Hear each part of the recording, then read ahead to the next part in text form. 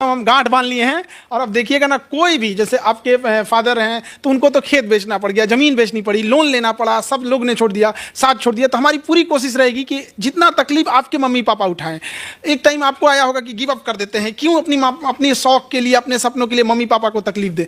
तो इतना तो हम वादा करते हैं कि अब जो हम लोग क्लास लाएंगे, जो 2.5-3 लाख वाली चीज़ है ना, उसको महज मतलब एक सब्जेक्ट का तो कहीं कहीं 1-1 लाख लेते हैं ना, हम उसको 1.5-2 हज़ार के अंदर हम बच्चों को पढ़ा देंगे एकदम 3D में समझा के, और कहेंगे कि तुम भूल के दिखाओ।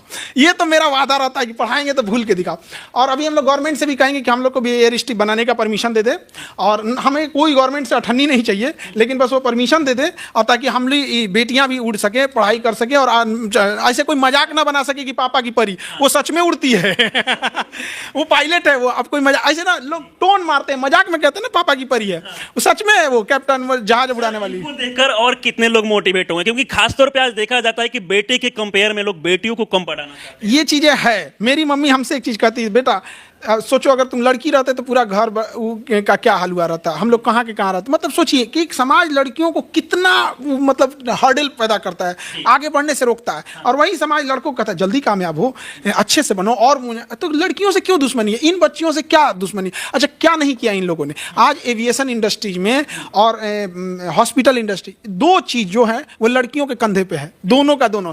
हॉस्पिटल में आप जिसका हॉस्पिटल चलता है उससे पूछिए कि हॉस्पिटल का बैकबोन डॉक्टर है या नर्सिंग स्टाफ है, वो सीधा कहेगा जिसका हॉस्पिटल है कि नर्सिंग स्टाफ। अगर उसको बढ़िया नर्सिंग स्टाफ मिल गया ना, कितना इमरजेंसी में मरीज जाएगा, क्रिटिकल कंडीशन से वाइटल्स मेंटेन करके मैनेज करके रखेंगे। डॉक्टर के लिए क्या आता है, वो जैसे खाना डाइनिंग टेबल पे कैसे होता है, नर्सिंग स्टाफ उस तरह का। उसी तरह एविएशन में गर्ल्स ने जितना एविएशन को कंट्रोल करके रखा है, चाहे वो एयर होस्टेस हो या पायलट हो। और आपको जान के ताज्जुब होगा, पूरी दुनिया में सबसे ज्यादा फीमेल का कंट्रीब्यूशन अगर एविएशन में है तो इंडिया में है। सबसे ज्यादा एयर होस्टेस और पायलट फीमेल इंडिया में। अमेरिका, ब्रिटेन, स्विट्जरलैंड भाषणबाजी में ही रह गए। तो ऐसी लड़कियों को और सपोर्ट की जरूरत है। और ऐसे जब ये लोग उस फील्ड से आते हैं जिनका इनके गांव का नक्शा नहीं आता, हम तो नक्शा पढ़ाने में एक्सपर्ट हैं, इनका गांव नक्शों में नहीं आता है, कितना छोटा गांव होगा सोचिए। वहां से जब ये लोग आते हैं तो सच में हम लोग को भी मोटिवेशन मिलता है कि नहीं, इनके लिए और बेहतर करने की जरूरत है। और इनके माता पिता को भी बहुत बहुत बधाई जो ये अपनी बेटियों पर इतना भरोसा किए। जिस फील्ड में जो करना चाहें लड़कियां कर सकती हैं, एटलीस्ट आप उनको मौका दीजिए। अब क्योंकि अब सर ने जैसे बोला कि हमारे इंडिया में सबसे ज्यादा एविएशन में लड़कियां हैं, सोचिए हमारे इंडिया में दबाने के बाद सबसे ज्यादा है पूरे वर्ल्ड में।